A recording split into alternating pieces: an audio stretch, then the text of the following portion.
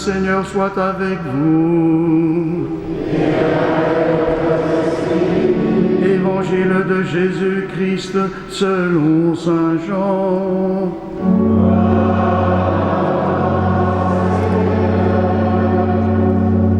En ce temps-là, Jésus disait à ses disciples: « J'ai encore beaucoup de choses à vous dire, mais pour l'instant, vous ne pouvez pas les porter.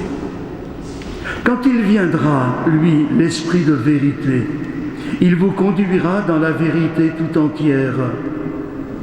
En effet, ce qu'il dira ne viendra pas de lui-même, mais ce qu'il aura entendu, il le dira, et ce qui va venir, il vous le fera connaître. Lui me glorifiera, car il recevra ce qui vient de moi pour vous le faire connaître. Tout ce que possède le Père est à moi. Voilà pourquoi je vous ai dit, l'Esprit reçoit ce qui vient de moi pour vous le faire connaître. » Acclamons la parole de Dieu.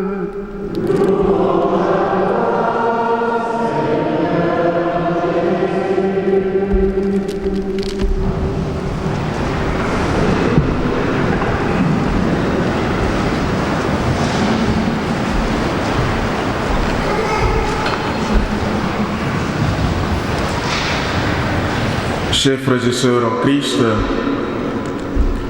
aujourd'hui, la liturgie de ce dimanche, après la Pentecôte, nous invite à célébrer un autre mystère, qui est le mystère de la Sainte Trinité. Un Dieu en trois personnes. Il se raconte qu'un jour, Saint Augustin méditait sur ce mystère en se promenant sur une plage, et puis il aperçoit un enfant avec une coquille qui partait puiser l'eau de la mer pour remplir un trou qu'il avait creusé.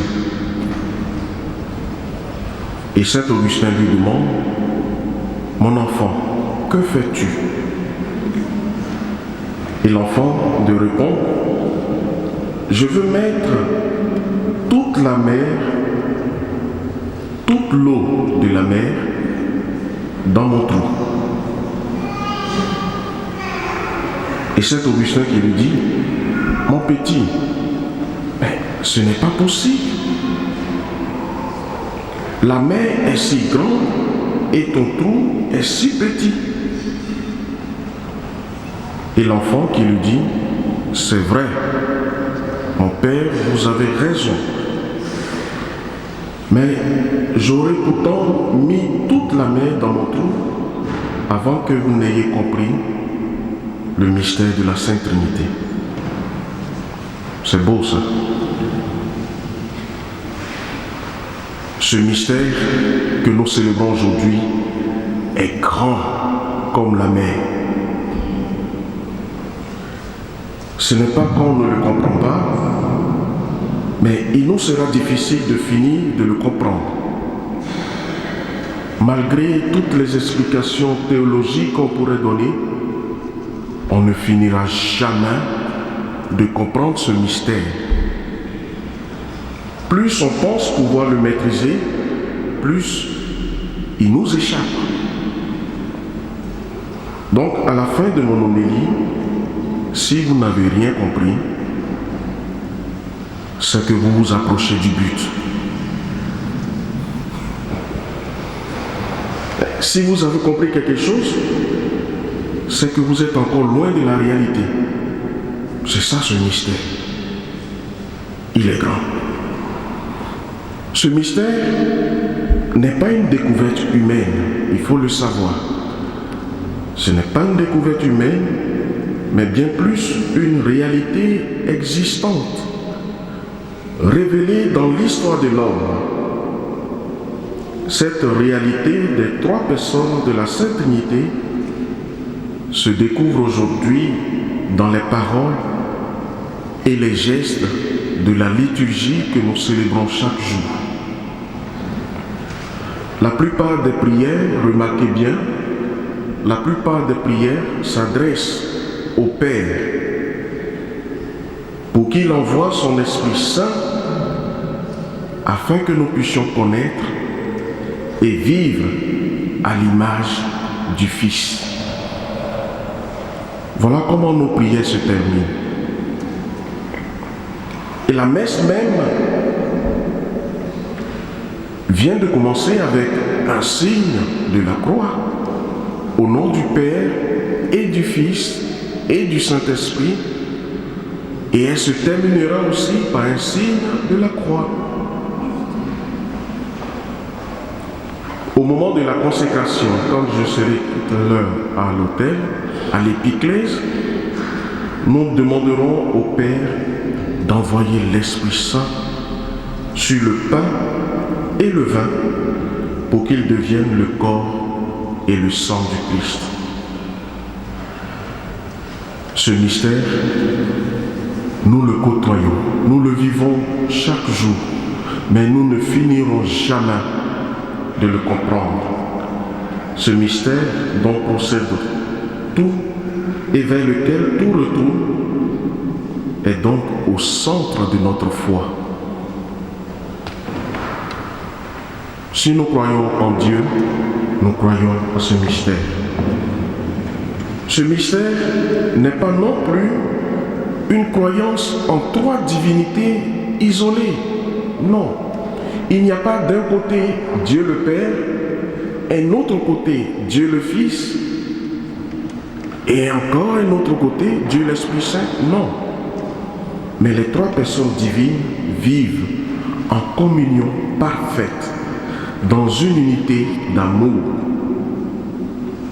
Donc dans la Sainte Trinité, au nom de l'unité, l'Église nous enseigne que les trois personnes divines sont unies dans l'action que pose l'une des trois personnes. Donc par exemple, quand le Père agit, le Fils et l'Esprit Saint ne sont pas absents, ils sont là. Mais c'est le rôle du Père de créer. Par exemple, à la création, c'est le Père qui est à l'œuvre. C'est ce que nous venons d'entendre dans la première lecture, tirée du livre des Proverbes. Dieu a créé l'univers et tout ce que l'univers contient. Et à côté, il y avait la sagesse. La sagesse, il s'agit de qui? Du Fils, Jésus. L'Église nous enseigne aussi que malgré cette unité ontologique, chaque personne divine a sa particularité. Dieu le Père, sa particularité, c'est de créer. Le Fils, c'est de nous sauver. Il est venu pour nous sauver. C'est cela sa mission. Et à la Pentecôte, les disciples n'ont pas reçu le Père ni le Fils, mais ils ont reçu l'Esprit Saint. La mission du Fils, Jésus-Christ, c'est de révéler son Père, dont il est l'image parfaite, et de nous donner l'Esprit qu'il a aussi révélé. Nous venons de l'entendre dans l'Évangile. Le Fils reçoit tout du Père en une parfaite unité. Tout ce qui appartient au Père est à moi. Et l'Esprit reçoit ce qu'il est du Père et du Fils. C'est formidable. Oui, frères et sœurs, il est difficile de comprendre ce mystère.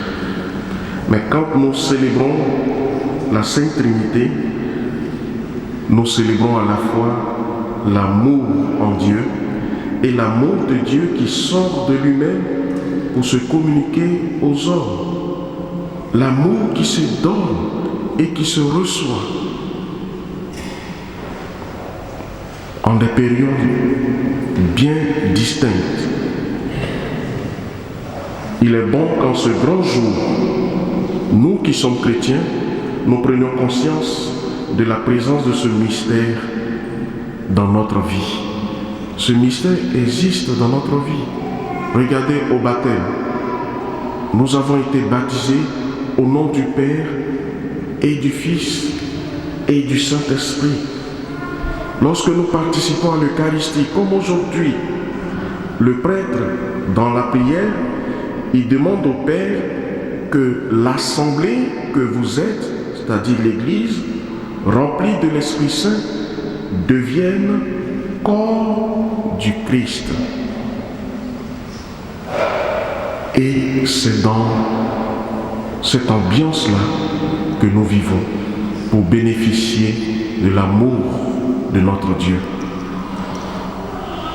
Chers frères et sœurs, est-ce que vous avez compris quelque chose?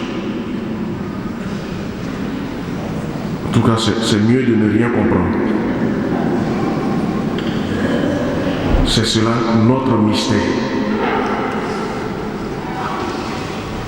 Ce que vous devez savoir, c'est l'amour du Christ, l'amour de Dieu qui se déploie en ce jour. Recevez cet amour en plénitude et soyez unis entre vous à l'image de cette unité de Dieu, Père, Fils et Esprit Saint. Amen.